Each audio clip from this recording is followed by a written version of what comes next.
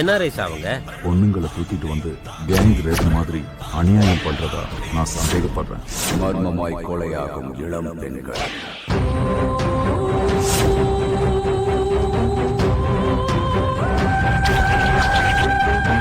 ஒரு பக்கம் அமானுஷ்யம், இன்னொரு பக்கம் விஞ்ஞானம். என்ன நடக்குதுன்னே புரியல. அறிவியலும் அமானுஷ்யமும் கலந்த குற்றங்கள். இந்த காலத்து பொண்ணுங்க எல்லாம் வேற லெவல். சந்தோஷுக்கு நீங்க ஒரு அம்மாவை கூட மாறுவீங்க. ஐயோ, மகன் காதலிக்கும் பெண்ணிடம் ப்ரப்போசல் வைக்கும் அப்பா. எனக்கு டைம் ஆகுது, மெடிசன் கொடுங்க. இது ஒரு விதமான cross breeding technical work. What? ஒரு ப்ராசஸ். யார் நீ?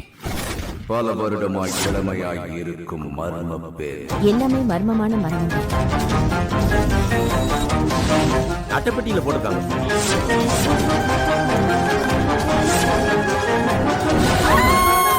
அங்கங்கு காணாமல் போகும் ஜோசியர்கள். 4 பேரு மர்மமான முறையில இறந்திருக்காங்க. இது 32வது வாட்டி. மந்திர பூஜை செய்யும் மர்ம கும்பல்.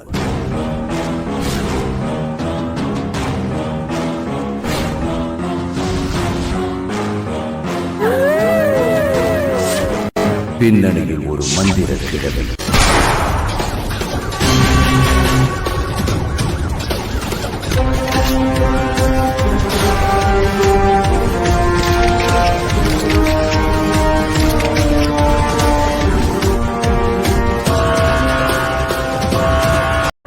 இதை வேணா நான் பண்ணி கொடுக்கலாமே ஒழிய நான் வந்து இது பக்காவாக நீக்கிடுவேன்னு கேட்டால் கிடையாது. அதே மாதிரி நான் வந்து படிக்கும்போதே வந்து மக்களுக்கு நல்லது செய்யணுங்கிறதுக்காக தான் இந்த செய்வினை இந்த விஷயத்தை, இந்த பிளாக் மேஜிக் பற்றின விஷயத்தை நான் கற்றுக்கிட்டேனே தவிர நான் வந்து மக்களுக்கு கெட்டது செய்யணுங்கிறதுக்காக இதை கற்றுக்கல. அதனால் என்னால் உறுதியாக ஒரு விஷயம் சொல்ல முடியும், பிளாக் மேஜிக்ன்றது எல்லாருடைய வாழ்க்கையிலும் கடந்து போகக்கூடிய ஒரு விஷயம்தான். அதை பார்த்து யாரும் பயப்படாதீங்க. அதுக்கு வந்து வெளியேற்றுறதுக்கான சொல்யூஷன், அதை வந்து எப்படி வந்து யார் எதுக்காக என்ன பண்ணாங்கன்ற விஷயத்தில் என்ன மாதிரி கொஞ்சம் எக்ஸ்பீரியன்ஸ் இருக்குங்கள்ட்ட நீங்கள் கொஷினாக கேளுங்க, நான் உங்களுக்கு ஆன்சர் கொடுக்குறேன். நீங்கள் அதை வந்து பார்த்து அதுக்கு என்ன சொல்யூஷன் இருக்குதோ நான் என்னால் முடிஞ்ச ஹெல்ப் நான் பண்ணுறேன். ஸோ இதுக்காக நீங்கள் யாரும் எனக்கு ஒரு பைசா காசு கொடுக்க வேண்டிய அவசியம் கிடையாது. ஏன்னா இது வந்து ஒரு சாமிக்கு எப்படி நம்ம பூஜை செய்கிறது ஒரு சேவையாக இது பண்ணுறோமோ அதே மாதிரி துஷ்ட சக்திகள் தெரியாமல் நமக்கு எதாவது கெடுதல் பண்ணியிருந்தா கூட அவங்கக்கிட்ட சாமியை விட்டுருப்பாங்களா அப்படின்னு சொல்லி கேட்குற மாதிரி இது ஒரு சேவை தான்.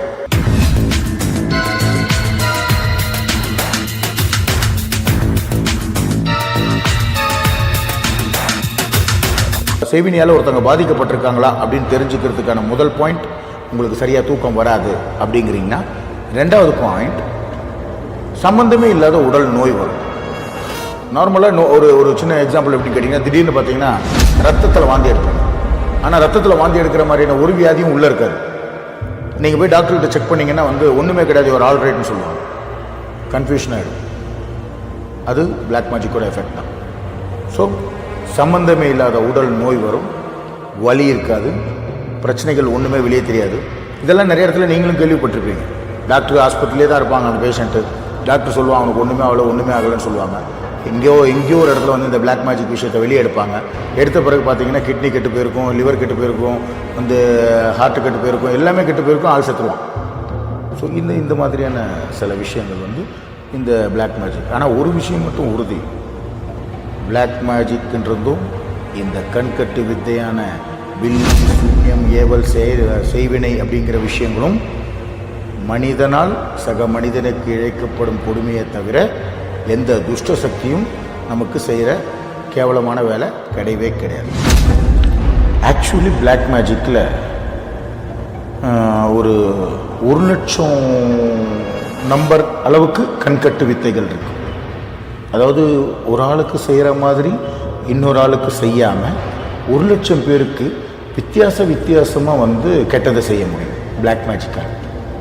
ஏன்னா அந்த அளவுக்கு துஷ்ட ஆத்மாக்கள் இந்த பிளாக் மேஜிக்கு சப்போர்ட் பண்ணுறதுக்கு இன்னும் சொர்க்கத்துக்கு போகாமல் நடமாடிக்கிட்டே தான் இருக்குது நம்ம பிரபஞ்சத்தில். நமக்கு தான் கண்ணுக்கு தெரியறதில்லை அந்த ஆத்மாக்கள்லாம்.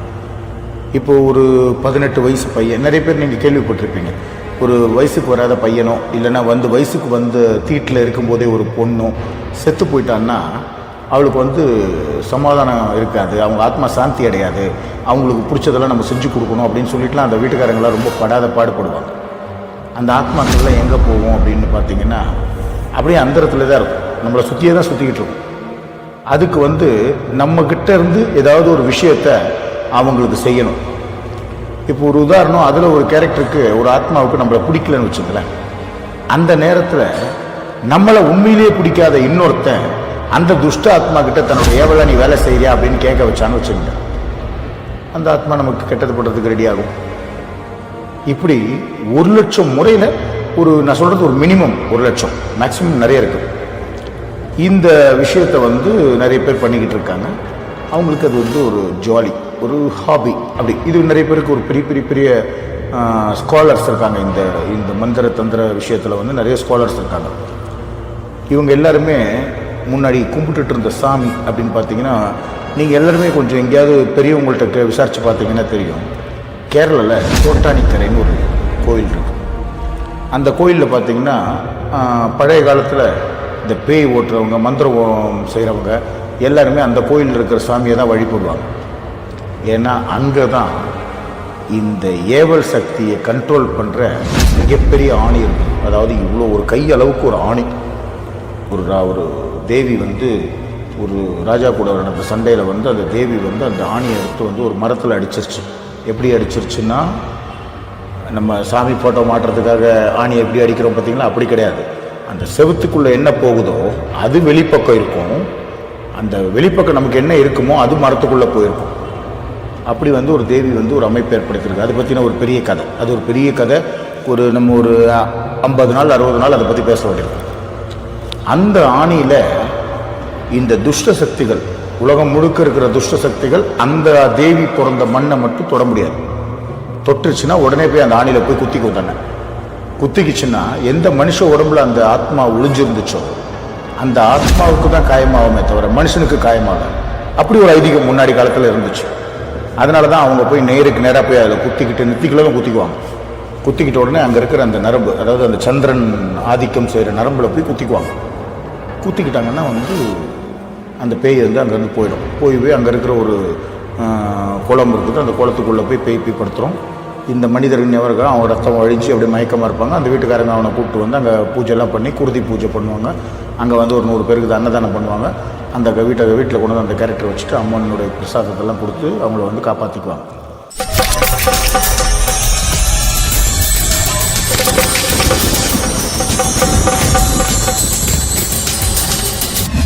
இப்படிலாம் நடந்துக்கிட்டு இருந்த காலகட்டத்தில் இந்த துஷ்ட ஆத்மாக்கள் இந்த பிளாக் மேஜிக்கு சப்போர்ட் பண்ணுறதெல்லாம் அங்கங்கே நடந்துக்கிட்டே இருந்துச்சு. இது வந்து தனிப்பட்ட முறையில் ரிசர்ச் பண்ணுறவங்க ஒரு 1 கோடி பேர் 2 கோடி பேர் பாப்புலேஷன் இருந்த காலகட்டத்தில் ஆரம்பித்த ஒரு பிரச்சனை இது. இப்போ இன்றைக்கி வந்து நம்ம இந்தியாவிலே 130 கோடி ஜனங்கள் இருக்காங்க. இவங்களில் எத்தனை பேருக்கு எத்தனை இறந்தவங்க கெடுதல் பண்ணுறதுக்கு இருக்காங்க, எத்தனை இறந்த ஆத்மாக்களை வச்சுக்கிட்டு எத்தனை பேர் உயிரோடு இருக்கிறவங்களுக்கு கெடுதல் பண்ணுறவங்க இருக்காங்கன்றதெல்லாம் வந்து நம்ம யாரும் கண்டுபிடிக்க முடியாது. அதனால தான் இந்த பிரச்சனை இது வரைக்கும் வெளியே யாருக்குமே டிஸ்கஸ் பண்ண முடியாமையே இருக்கு. அதாவது ஒருத்தவங்களுக்கு செய்வினை செய்கிறாங்க அப்படின்னா அவங்கள பற்றி நீங்கள் வந்து சொல்லிட்டீங்கன்னாலே, அவங்கள பற்றி நீங்கள் கண்டுபிடிச்சிட்டிங்கன்னு தெரிஞ்சாலே உங்களுக்கு செய்வினை செய்ய ஆரம்பிச்சுவான். இதுக்கு பயந்துக்கிட்டே ஐயோ அவன் செய்வனை செய்கிறவன்னு தெரிஞ்சால் கூட ஐயோ அவனோட நமக்கு எதுக்குப்பா வம்பு, நம்ம குழந்தை குட்டிகளோட நல்லா இருப்போமோ, இல்லை இந்த இடத்துல வீடை காலி பண்ணு அப்படின்னு சொல்லிட்டு போயிடுவாங்க நிறைய பேர். ஏன் நான் இதெல்லாம் சொல்கிறேன்னா, இந்த பிளாக் மேஜிக்கை பற்றி விஷயம் தெரிஞ்சவங்க யாருமே வெளியே சொல்கிறதே இல்லை. எனக்கு இதில் ஒரு சின்ன இன்ட்ரெஸ்ட். நான் வந்து இந்த விஷயத்தை பற்றி பப்ளிக்கு சொல்லணும்னு ஆசைப்பட்டேன். அதனால் இதை பற்றின விஷயத்தை ஃபுல்லாக படித்தேன், அதை உங்களுக்கெல்லாம் தெரியப்படுத்துகிறேன். இப்போது நான் வந்து நேருக்கு நேராக சந்திக்கிறதுக்கு வந்து கொஞ்சம் ஒரு பயம் எனக்கும் இருக்குது. ஏன்னா இந்த துஷ்ட வேலைகள் செய்கிறவங்க அவங்க பணம் சம்பாதிக்கிறதுக்காக இப்போ இந்த பிஸ்னஸை வச்சுக்கிட்டாங்க. அவங்களுக்கு வந்து ஒரு வேளை நான் வந்து கெட்டவனாக மாறிடலாம். அதனால் நான் என்ன பண்ணுறேன்னா, மெயிலில் அவங்க பிரச்சனை அனுப்புனாங்கன்னா நான் பிரச்சனைக்கு மட்டும் பதில் சொல்கிறேன், எனக்கு காசு பண்ண தேவை. இந்த பிளாக் மேஜிக் பற்றின பல விஷயங்களை காமன் பப்ளிக்காக இருக்கிற எல்லாருமே தெரிஞ்சுக்கணும். அப்போது அதில் வந்து என்னென்னலாம் வந்து பிளாக் மேஜிக்ன்றது நிறைய பேர் காமன் பப்ளிக்கு தெரியாது. அப்போது அது என்னங்கிறதெல்லாம் நான் ரிசர்ச் பண்ணி கண்டுபிடிச்சணும், அதெல்லாம் உங்களோட நான் ஷேர் பண்ணுவேன். அந்த மாதிரி ஒரு விஷயம் வந்து உங்களில் நடந்துருந்துச்சுன்னு வச்சுங்களேன், நீங்கள் வந்து அதை பற்றின டவுட்ஸை வந்து எங்களுடைய மெயில் ஐடியான பிளாக் மேஜிக் டவுட்ஸ் BLACKMAGICDOUBTS@gmail.com இந்த மெயிலில் வந்து நீங்கள் உங்கள் பிரச்சனையை வந்து உங்கள் நேம் போட்டு, உங்களுடைய ஃபோன் நம்பர் போட்டு, உங்களுடைய நேம் போட்டு, எனக்கு இந்த மாதிரி ஒரு பிரச்சனை, எனக்கு இந்த மாதிரி தோணுது, இதை பற்றின விளக்கங்கள் கொடுங்கன்னு நீங்கள் வந்து போட்டுருங்க. தேங்க்யூ, நன்றி, வணக்கம்.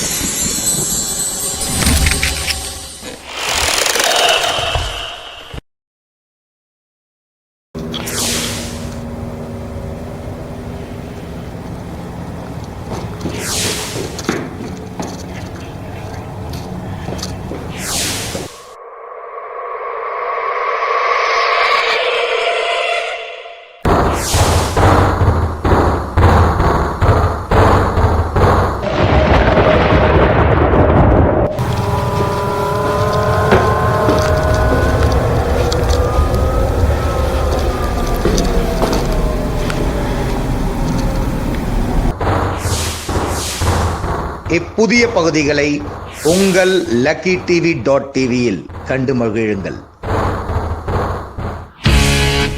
Entertainment guaranteed. Don't miss to subscribe luckytv.tv. If you enjoyed this video, kindly like, share, comment, and for further our interesting videos, subscribe our channel below.